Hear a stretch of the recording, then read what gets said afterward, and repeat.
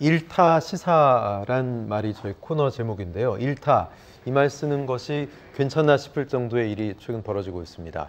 일타 강사, 킬러 문항, 교육 카르텔 등 이번 사태의 논란의 핵심이 되고 있는 그런 단어들인데 과연 대통령이 입시 전문가인가 논란으로 소란스럽습니다. 이주호 장관 발언 때문인데요. 대통령이 검사 시절에 입시 관련 수사 경험이 있다. 입시를 연구하고 깊이 고민하는 걸 보고 놀랐다. 나도 전문가지만 대통령에게 많이 배우는 상황이다. 대통령을 입시 문외한이라고 표현한 건 적절하지 않다. 이렇게 얘기하고 있습니다. 윤 대통령이 조 전 장관 일가 대입 부정 사건을 지휘하면서 입시 전문성이 있다. 국민의힘도 이렇게 얘기하고 있는데요. 자, 이주호 장관의 발언, 갑론을박이 있는데 수석님 어떻게 되셨어요? 프로야구 같은 경우 가끔 뭐 경기 조작 사건 같은 게 있잖아요. 그럼 프로야구 경기 조작 사건 수사하면 프로야구 감독됩니까? 이게 안 맞는 얘기고요. 예. 특히 이제 교육부 장관의 얘기는 그럼 교육부 장관이 필요 없죠. 네. 그래서 원래 대통령은 전문가나 또 각 부처의 보고 내용, 또 정책 제안 내용을 가지고 듣고 판단을 하는 자리지. 네. 대통령이 꺼내서 지시하는 그런 거는 아니거든요. 그렇게 돼 있어요. 네. 국정 운영이라는 게 그렇게 돼 있습니다. 모든 걸 다 대통령이 지시하고 특히 문제 출제 경향 수준까지도 대통령이 지시해버리면 교육부 장관이 뭐가 필요 있습니까? 대통령에게 입시를 배운다고 하는 교육부 장관이면 대통령이 교육부 장관 겸임하면 되죠. 게다가 이분이 이게 한 번 해본 분이 아니잖아요. MB정부 때 이미 교육부 장관 했던 분이잖아요. 그렇습니다. 네. 그래서 전문가나 또 과거 또 역대 장관들이나 다 입시 문제, 사교육 문제 이런 문제를 갖고 고민을 하고 예. 또 정책도 추진했었습니다. 네네. 그런데 이게 해결되지 않았거든요. 전문가들도 그래요. 뭐 그거 해결하면 대통령 된다고 하지 않습니까? 그런데 대통령께서 이것을 여러 가지 검토하고 예. 또 제시한 내용 이런 것을 가지고 판단을 하는 것이 아니고 문제 출제 경향이나 수준까지도 대통령이 지시를 해버리면 이거는 사실은 지금까지 겪어보지 못한 이 대통령의 모습이에요.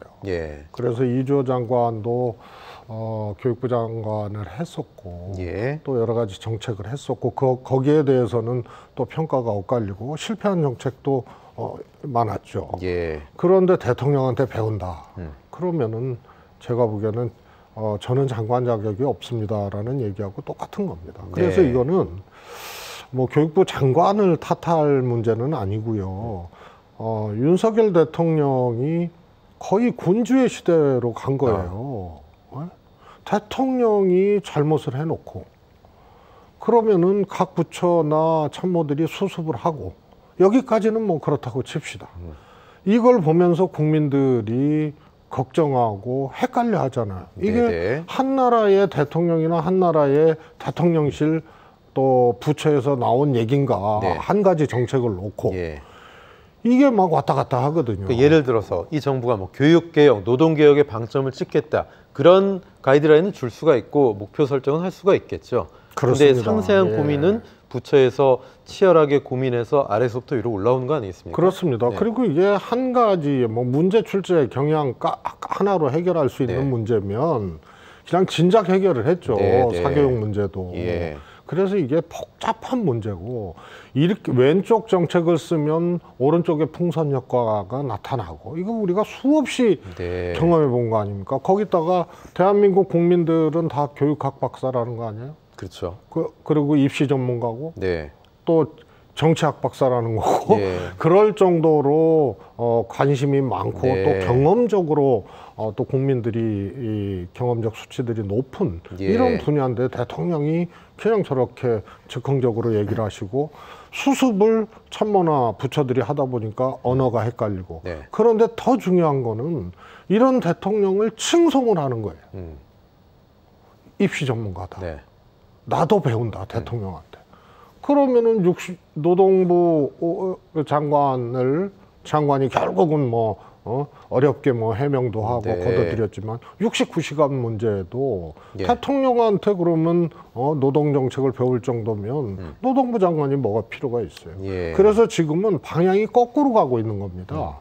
부처나 전문가들 또 참모들이 검토해서 올리는 것을 예. 대통령이 듣고 보고 판단을 하는 건데 이건 거꾸로 대통령이 그냥 얘기를 해버리니까 이거는 걸름 장치가 없는 거거든요. 네. 대통령의 얘기를 누가 듣고 판단합니까? 그러다 보니까 바로 이게 공개가 되고 혼란을 주고 걱정을 주게 되는 거고 그러다 보니까 이 수습을 하게 되는 역할을 참모나 부처에서 하게 되는 거고 그런데 이걸 뛰어넘어서 대통령을 지금 칭송을 하고 있어요. 예. 근데 또 엄중 경고했다는 건 그건 어떻게 보세요?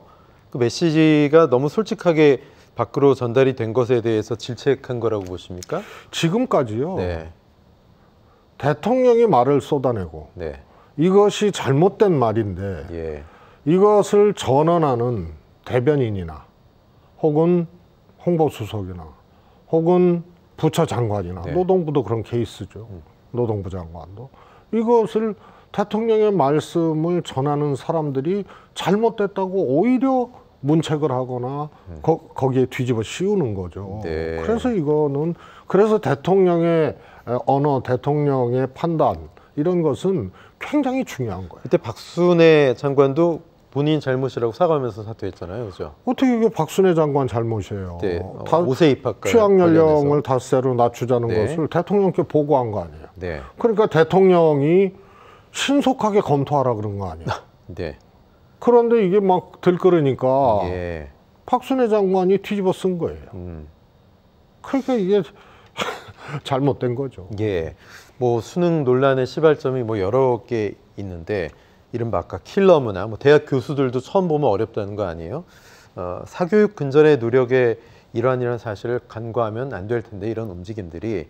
근데 이 문제를 놓고도 갑론을박이 상당한 것이 또 다른 문제이기도 합니다.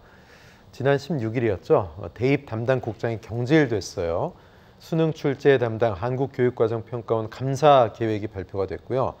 강력한 이권 카르텔의 증거로 마치 교육과정평가원의 담당자가 사교육시장과 강력한 어떤 이권 관련된 움직임이 있었다라는 것, 경질 인사 예의주시할 필요가 있다 이렇게 얘기했다가 또 몇 시간 후에 경질된 국장 사교육 유착은 없었다 이렇게 얘기하고 있습니다. 자, 그러므로 과연 이 사태가 진정이 되느냐? 그것도 아닙니다. 교육계에서는 다른 의도가 있는 게 아니냐 저런 움직임들이 나오는 게 이렇게 보고 있어요. 교육계의 책임자 또 출제기관 입시학원의 이권 카르텔 진짜 있다고 보십니까, 수석님? 저는 그렇지 않다고 네. 보고요. 그래도 대한민국 공직자들 아니에요. 예. 그리고 교육정책을 책임지고 있는 교육부인데 여기서 담당 국장이 이권 카르텔로 이렇게 규정당할 만한 그런 거라면 네.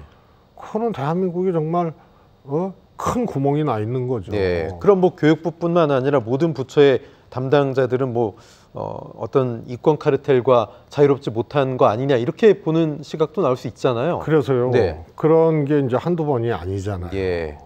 그래서 대통령이 또 대통령실이 국민들을 혹은 의견이 다른 네. 상대방을 적으로 돌리잖아요. 예. 그러니까 건폭 같은 경우도 이제 그런 경우고. 네. 그 다음에 그 외국 나가서는 그냥 아무 상관도 없는 우리 안보 정책은 적을 만들지 않는 정책 아니에요. 네? 그런데 이란을 그냥 적으로 그냥 돌려버리고 네.